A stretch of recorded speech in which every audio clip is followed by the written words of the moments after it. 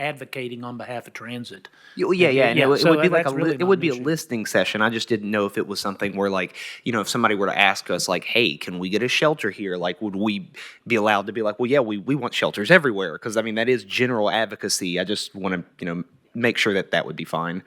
But feel free to, any ideas, run by me, and Okay. if I'm happy turning you loose, I'll turn you loose. All right, well, that sounds good. All So right. I'll keep y'all posted, though, because like I said, I think that would be a fun thing for the community to know they have a moment once a month to just ride with us, and, that way they have more direct access to us actually on the bus. Turning Dustin loose. I don't know about you, John, but I'm scared already. It's a good fear. It's a good fear. It's always a good fear. Oh, and I was a little dilatory under the chair. I'd like to welcome Beth Miller to our midst. She's a new board member. So, bless you, my child. Thank you. And where are we here? Any more commissioner comments? No? Okay. Staff. Yeah, I just have two updates. Again, want to welcome Commissioner Beth Miller to KTA. This is her first meeting, so I had a chance to meet with her just a couple weeks ago. So happy to have her aboard and look forward to working with her. I do have one recommendation that we're making this month. The board won't vote on this until next month, but that recommendation is to make the downtown connector zero fare for 6 months. The reason for this recommendation is we want to get as many visitors and people that live here in Knoxville to ride the downtown connector.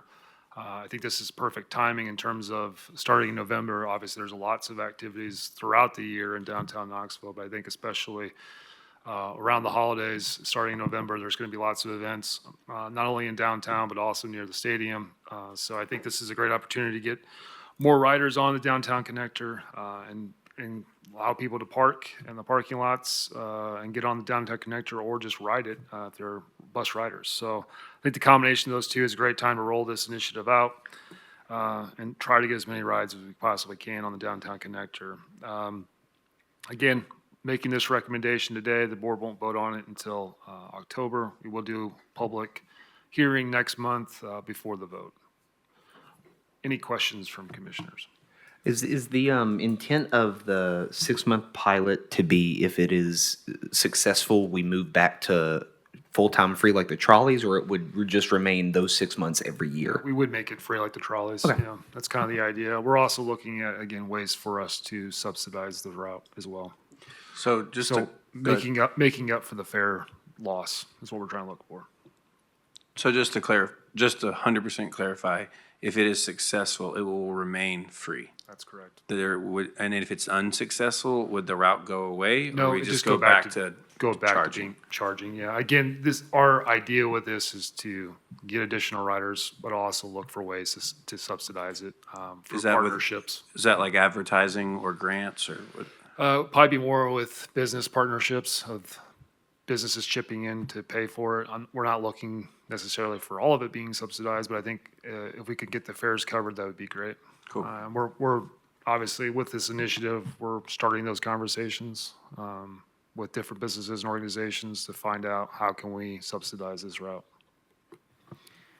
Have there been any other initiatives similar to this? And also, how would we get the word out if it does become something that's permanent, or even during the pilot? Yep, once the board votes on this, either way, yes or no, if they vote affirmative, they want to move forward with this, we would put this on our website. We would do social media saying, hey, ride the downtown connector, it's free, it's a pilot project. And I think we would be, obviously, we've already started this contacting different organizations and businesses to help us subsidize it, to keep it free like the downtown trolley. I think that is one thing we've heard, is that they like to have a free route like the downtown connector, like the trolleys. That's what we've heard from businesses. So we're hoping those businesses that are supporting this are also going to support us and financially. So. What is success? How will you know? Well, I think we've seen some increases in ridership. I think the planning team can talk about that just over the last few months, but I think getting back more to that 25,000 ridership, right now we're around anywhere from 10 to 12,000 a month. I think getting back to that 20 to 25,000 rides would be a good start over the next 6 months. I think, again, November, December, January are perfect months for that. Isaac, is that, go ahead. I was gonna say, we have the data from when it was still free as a trolley, so we would use that kind of as a comparison starting point, and then we can, like I said, do more analysis based off of what we're seeing as rider patterns and different things in that nature, so. I was going to ask how that figure 25,000, that's from the trolley system. Yeah, actually, we had three different trolleys, but I'm more looking at the blue line trolley. Okay, that's what I was going to ask, because I was like, are you factoring in like Yeah. that the connector isn't all three trolleys? Correct. Yeah, the Okay. blue line trolley, and again, I think we're somewhere around the 20 to 25,000 a month on the blue line, which is Which is pretty mainly similar to downtown. downtown. Yeah. Okay. Okay, cool. Do we have the same amount of buses running the downtown connector as when we had trolleys? We don't, the downtown connector only uses 3. With the trolleys, I think we had 8 different buses just running trolleys. But it's 15-minute service, which is it's the same as the blue line. So if you get the same ridership with less buses, that's huge, because that's even more efficient. Yeah. Yeah. The one factor that we'll have to kind of weed out also is we had the orange line, which went over to UT, so you had a lot of student ridership. So, like I said, we can weed out some of that delta and see where we actually are versus where the route covers now. But, we'll kind of iron that out as we get closer to it. And do you all know, and if you don't know offhand, totally fine, but I feel like I remember at meetings in the past hearing, just looking at the packets and stuff, that the amount that we get from fares is a fairly minimal amount of the overall budget. Yeah, it's like 15% of our overall budget. Are you all, I mean, I'm sure you're able to, but do you happen to know, are you able to differentiate the revenue versus cost on a per route basis, or do you only look at it system-wide? We can do it per route, yeah. Okay. Could you send us, like in an email, at least to me, I'm sure they would like it too, but for the downtown connector, kind of like what because to me, that's interesting to know, and that's a good sell, is like, hey, it's becoming free because it's only 1% of what it costs to run it, right? Like, to me, that's a huge sell to people. Yeah, I think it's also important for the commissioners to know too, that we have 20 routes. 80% of our ridership comes from 8 routes. And the other 12 is the other 20%. But our 8, main corridor, minor corridor routes are driving the majority of our ridership, which is also our fares. So, and outside of the students, are there any other groups that were using the trolleys more than others, or living in certain demographics? Off the top of my head, I'm not 100% sure. I would have to kind of go and dive back into the data that we have. Offhand, I'd say, actually, I would decline on saying anything that's not accurate. So I'll get back to you on those. That sounds good. Thanks. I will state, though, I think maybe 1 to 2 rides a day on the downtown connector that are affiliated with UT in some way. We do know that because our drivers, once they show the ID, they'll hit a button that basically tells us. So I know that there's not a whole lot of UT affiliated students, faculty, staff that are riding the downtown connector now. So Have you all found, since we instituted the new system routes, that a similar amount of folks who would have ridden the orange trolley are taking the like Cumberland Avenue bus and to downtown? Like, has that pretty much even out to the same ridership as the orange trolley, or do you all know? I don't know that. Okay. I do know that we do have a lot of faculty, students, and staff from UT riding 11, 17, and Route 10. Okay. So.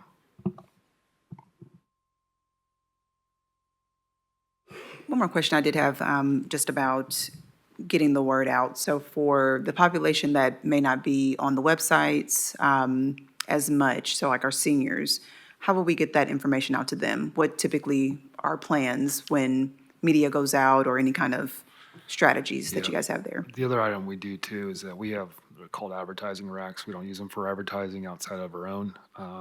In the buses, we can put up 8 by 11 sheets that are put in plastic basically, and we put up there the memos or whatnot, the public hearings, that information. That way our riders can see that on our buses. So that's one way to directly communicate with our riders.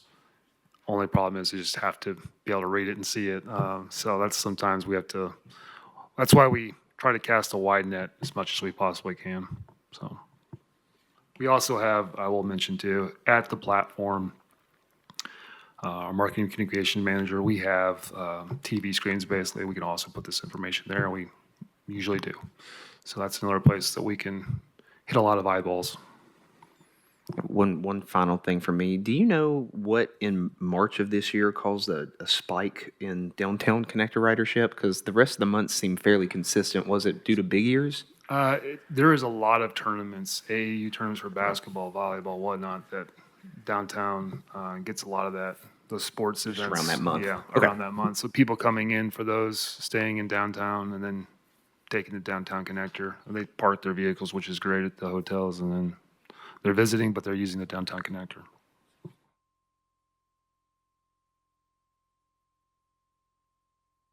May I make one more comment?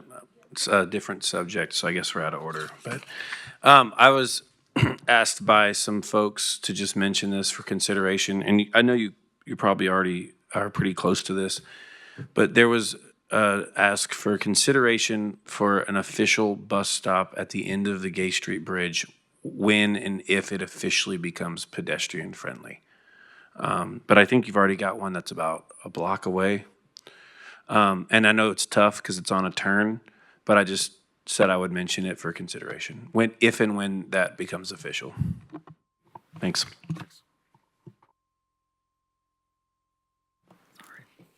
That it?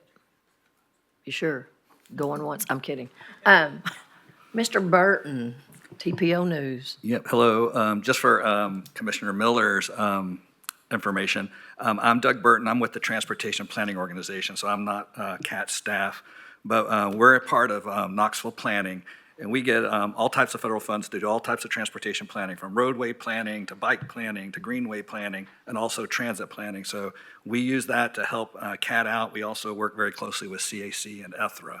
So they asked me to sit up here, and I've been doing this for over 30 years, so I do have a little bit of experience. I can remember some of the things that have gone on. But I don't have anything directly to transit, but part of planning this week, we've been having some meetings about Knox County's Unified Development Ordinance. And there's 2 more meetings as part of this. There's today at 5:30 at Powell Middle School, and then at 5:30 at New Hopewell Elementary School. And you may ask, well, why that's the county, we're a city and CAT. Well, when they went through the advanced Knox planning, there was a lot of people that said, hey, we really wish we could have transit out in county proper, like Halls or Powell or the Emory Road, Turkey Creek, places like that. So part of the advanced Knox was to try to have a land use plan that would develop a little bit more density on the main corridors or in nodes. And if you can accomplish that, that makes it a lot more viable to be able to serve those areas with transit. So I would tell you that there is some value of these meetings if you're a transit advocate. Now, I know it's short notice to tell you the last 2 meetings are 5:30 today, but on the Advanced Knox website tomorrow, there was a virtual meeting earlier this week. They'll have that posted up there, which will have all the same information that's at the workshops. You can view it, and the consultants will do a presentation there. And also, they'll have all the materials that were out at the workshops virtual, so you'll be able to put in comments and stuff, just like you went to a meeting. But it won't be up until tomorrow, so check that out, and that's advancedknox.org. So I think some of you I know are really into land use and stuff. I know Dustin is, so feel free to check that out. So that's all I had for today. Doug, are those meetings today just informational or like input giving? There is definitely input opportunities. I think they do a presentation right up front, and then I think they have some stations you kind of go through and you can provide input in. Okay, cool. Stuff like that. So, And did you say Powell Middle or Elementary? Powell Middle School. So Did you say this one would be recorded? They did a virtual online earlier this week, and they recorded that, and the information that was on that online is basically the same type of information you get if you went to the meeting. Okay. So that'll be up on Friday, so you can watch that if you want to, like. Thank you.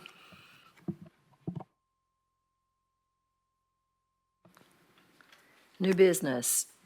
Do you want to bring, okay, go as it. There's just one item for under new business.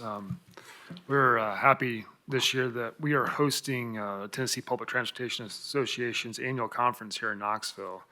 I'm making this recommendation to change the October board meeting from October 23rd to October 16th, because during the week of October 23rd, that is when we'll be hosting the TIPTIC conference, and will be very difficult for most of our staff to be at this meeting as well and then attend the conference. So I'm asking commissioners to approve changing of the October meeting to October 16th at 3 p.m. Do I have a motion? I'll motion. Good with it? Second? Yes, second. Any discussion? Will it be in this room? We don't know that. Don't know yet. We don't know if it'll be in this. 3 p.m., correct? I was trying to be nice. I'm like, October 16th, 3 p.m. It'll be the third Thursday and not the fourth. They'll let you know where 5 minutes till 3. I'm kidding. So all in favor, say aye. Aye. Opposed? Okay, the October meeting is on the 16th. I do want to make one quick announcement too. For the last 3 months of this year, October, November, and December, the KTA board meetings will be on the third Thursday. Just want to make everybody aware of that. Typically, by bylaws, they're on the third Thursday in November, December. This year, because of this change, all 3 months will be on the third Thursday.